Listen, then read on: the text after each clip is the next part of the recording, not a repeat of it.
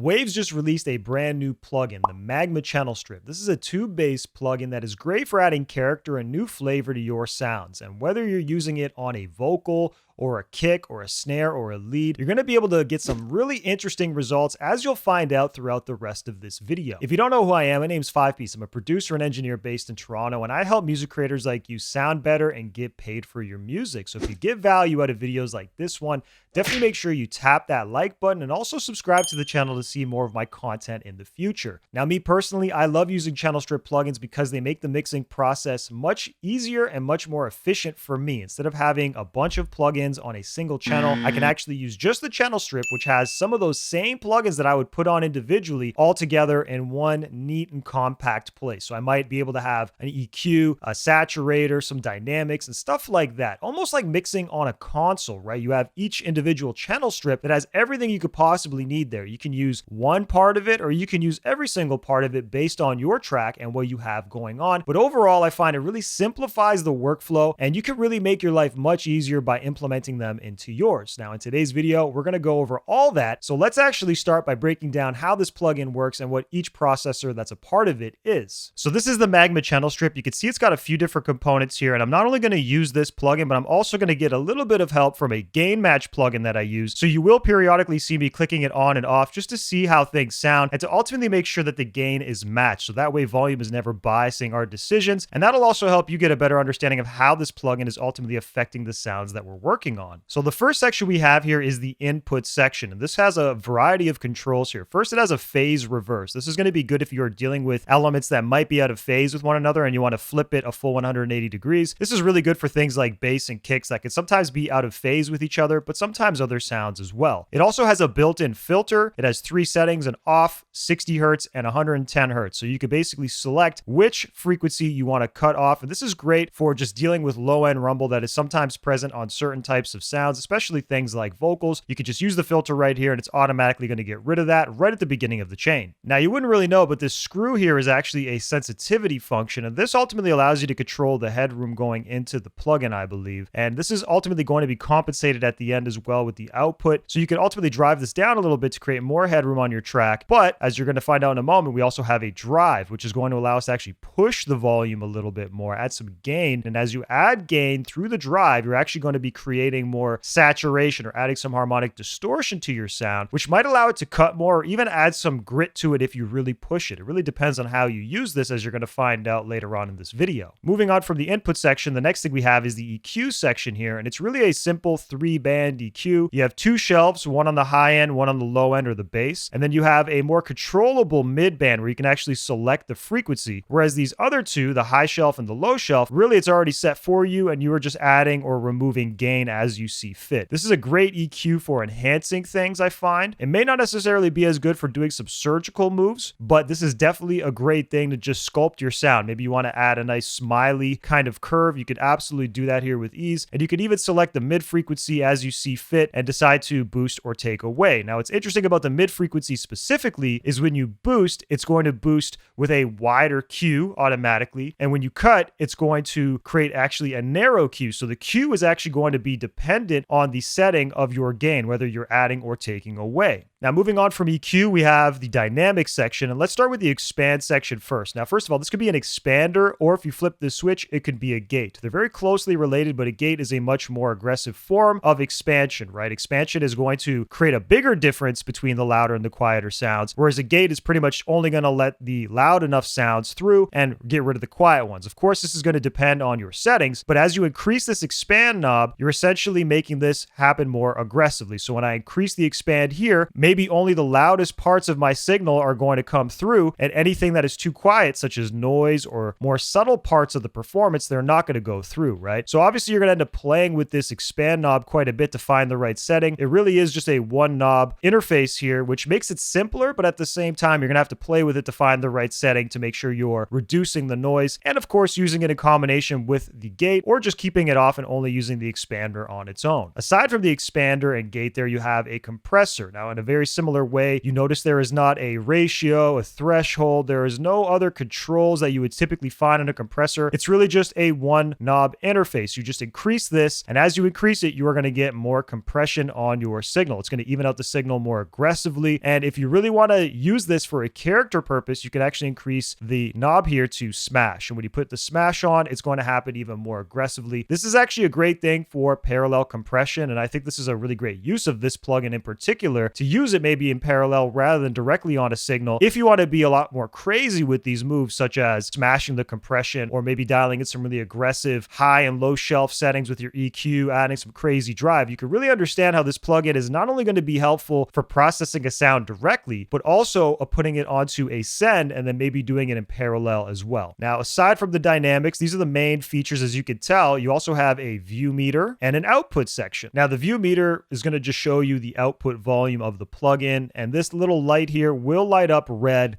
when you actually clip. Okay, so that'll actually give you an indicator of when you are clipping in the channel itself. And of course, you could compensate for some of this by using the output. So if you're adding a lot of volume, if you're smashing things and adding a lot of crazy gain and drive and whatnot, you're going to probably want to balance things out by using this output. I'm not sure how much we're going to be using this today because of the gain match plugin that I'm using, but at least you have control of that here if you're not using a gain match plugin like myself. It's always a good idea to go in and rebalance the volume of your tracks after doing a bunch of processing, just to match the volume, because a lot of times we will add a lot of crazy things. I'm guilty of this myself as well, and it'll sound better because it's louder, but does it actually sound better? No, because when you match the volumes, you'll find that all that stuff you did, it just made it louder. It didn't actually make it sound better. It just gave you this illusion that it is.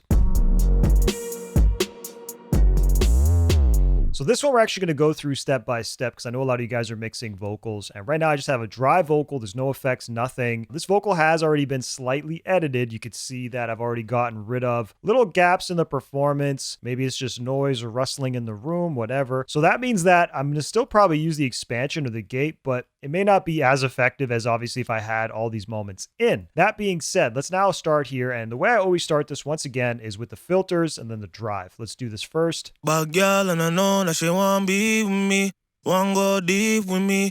Ex-girl want continue to be with me, always bringing heat to me. OT, but she want move up the street with me, come and be at peace with me. Stingy, but I still give her. So I'm actually going to leave the filter off in this case. Even though 60 is pretty subtle, I'm still feeling like I'm losing a little bit of low end that I want to keep.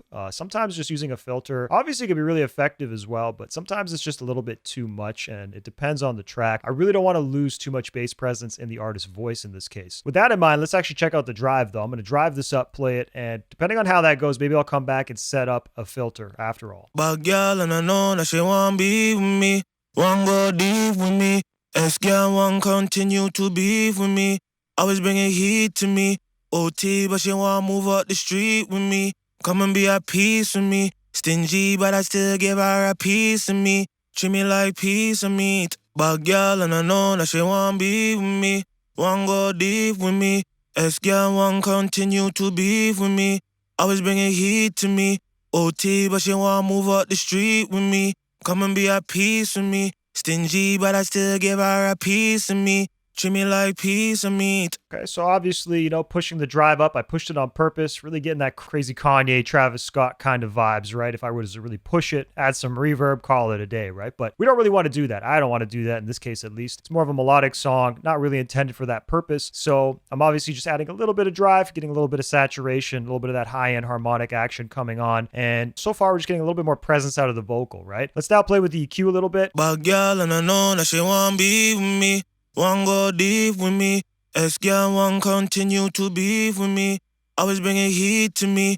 OT, but she want move up the street with me, come and be at peace with me. Stingy, but I still give her a piece of me, treat me like piece of meat. Bad girl and I know that she want be with me, want go deep with me. Ex-girl want continue to be with me, always bringing heat to me.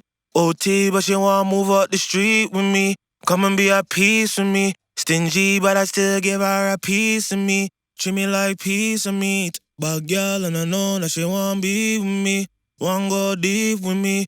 Ex-girl want continue to be with me, always bringing heat to me. OT, but she want move up the street with me, come and be at peace with me. Stingy, but I still give her a piece of me, treat me like piece of meat. Bad girl and I know that she want be with me.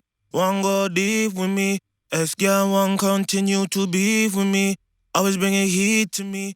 OT, but she want move up the street with me. Come and be at peace with me. Stingy, but I still give her a piece of me. Treat me like piece of meat. Bad girl and I know that she want be with me. Want go deep with me. Ex-girl want continue to beef with me. Always bringing heat to me. OT, but she want move up the street with me. Come and be at peace with me. Stingy, but I still give her a piece of me. Treat me like piece of meat. Bad girl and I know that she want be with me. Want go deep with me. Ex-girl want continue to beef with me. Always bringing heat to me.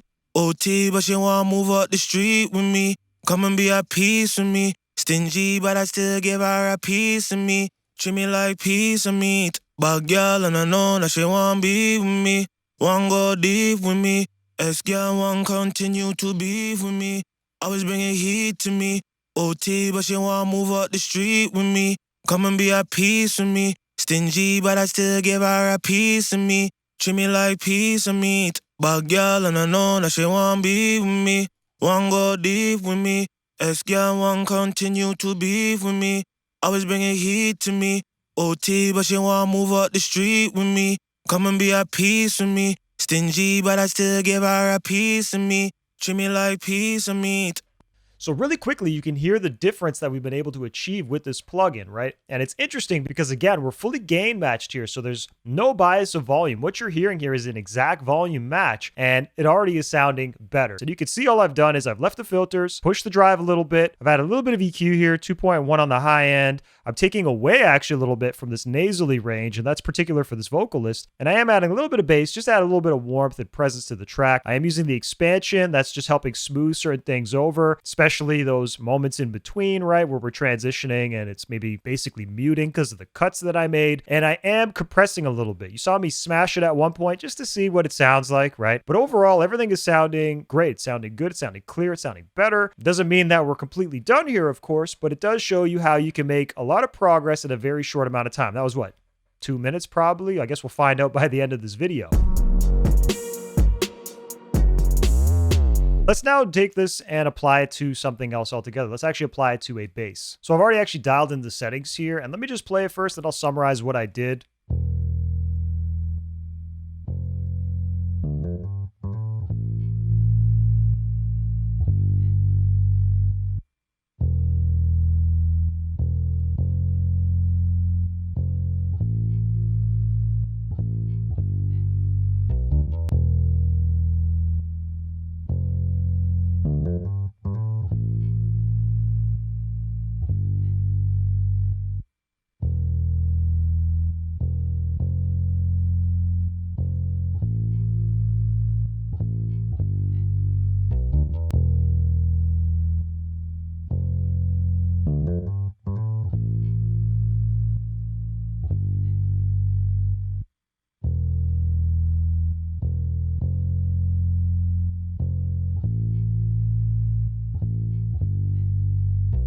Now it's interesting because even though it sounds louder, it's not. I got my gain match plugin matching everything here, and it just feels warmer, fuller, deeper, better. That's the beauty of this plugin. On some sounds, it really shines, especially sounds with low-end content. That's where this plugin is really going to come in handy. Let's put this back in and summarize what I'm doing here. I haven't actually taken away from the output, but again, my gain match plugin is keeping us in check here throughout that playthrough. And all I've done is I haven't used the filters or the phase. I've just pushed the drive, and I've pushed it quite a bit. Watch times when I play it.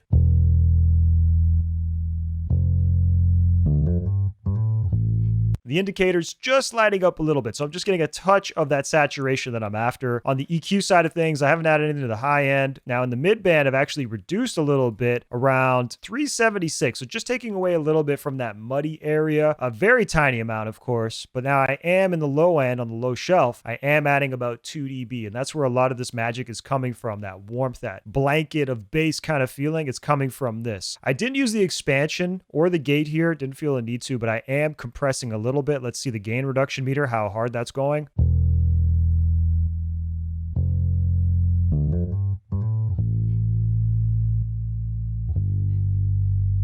So I've said it pretty delicately. I haven't gone too crazy here, but now you can see this actually is a little bit more dynamic, this material, especially on certain parts of the performance, like this part over here. So let's actually highlight that for a moment. Let me play it again and let me actually put the smash on and drive it up.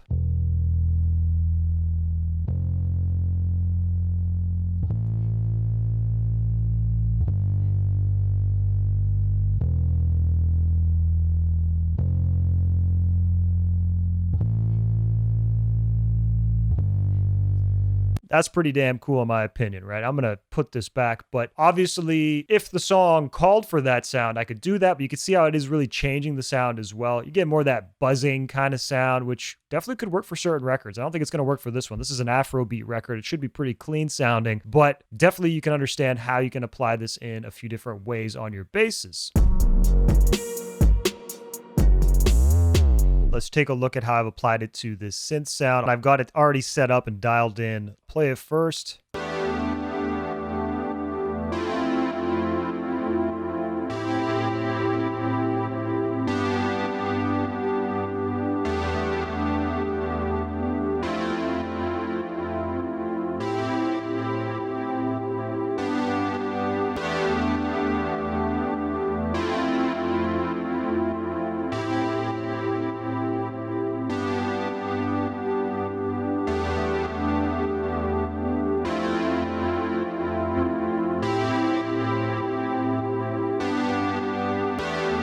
Quite a distinctive difference, even level matched still. You just totally hear the difference in presence and tonality for this sound. And similar to before, you can see that I've increased the drive here. I'm adding some of that harmonic distortion, but I am also filtering a bit below 60 hertz, okay? Again, the 110, it's gonna be great for sounds that are much higher tonality-wise. This sound is not only a high part on the keys, but it's also actually a lower bass note that seems to be played. I could hear it at times coming in, so I don't wanna totally kill that sound, but again, just trying to clean things up and sculpt it, get rid of any muddiness or any potential problems with it interacting with the bass and the kick. Now, I am adding a 1 dB boost to the high end. It's again adding that lift, that shine, and the magic here is really in the mid and the bass here. I'm adding a 4 dB increase to about 2200 hertz. Okay, we got to see how that's going to play with the vocal. You definitely want to be careful when boosting in this area, but I could tell that this is really where the meat and potatoes of this particular sound was, so I wanted to just enhance it a little bit, and that's giving it this forward type of tonality. And of course, I am also sweetening things with the bass. I'm giving a very generous boost to the bass, 2.5 dB in this case, and that's really warming everything up and kind of gluing it together in a way. Now with the dynamics, I didn't actually use the expander or the gate, but I did use the comp section. And what's interesting is I would have to push the comp in a regular mode in order to actually get some compression. Even a low level amount of compression, I needed to really push it. I needed to have this knob closer to the 10 mark. Now, I didn't really want to do that. I felt like it was just a lot. So what I did instead was I put the smash setting on, which is basically a much more aggressive setting, a higher ratio and all that stuff. And what's ultimately happening is I'm able to dial in a lower compression setting here with this knob, but you'll see as I play this again that I'm actually getting just a small amount of gain reduction, but it is adding something to the track.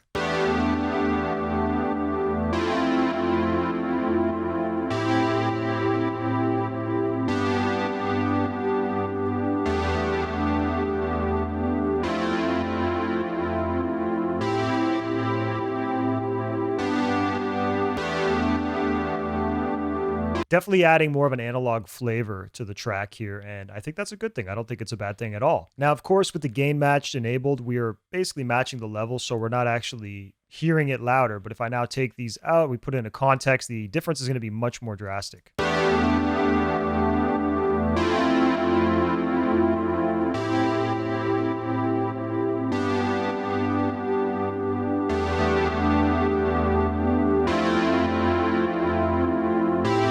And the fact that the difference between the original and the process signal is so different, even with the gain match enabled and disabled, really shows you the power of this plugin and how you can really use it for these crazy tone shaping capabilities and really just to drive up your track and increase the perceived loudness of it. So you don't even necessarily need to make things louder, but it could give you this illusion that it is even when it isn't. Hopefully that makes sense. Hopefully this inspired you, and if you're interested in checking out the Magma Channel Strip, I'm going to leave a link to it down in the description and in the pinned comment below. If you want to see another video about mixing with channel strips, mixing drums specifically, check out the video that I'm going to leave on screen right now. I'm looking forward to helping you guys again in the next one. All right, peace.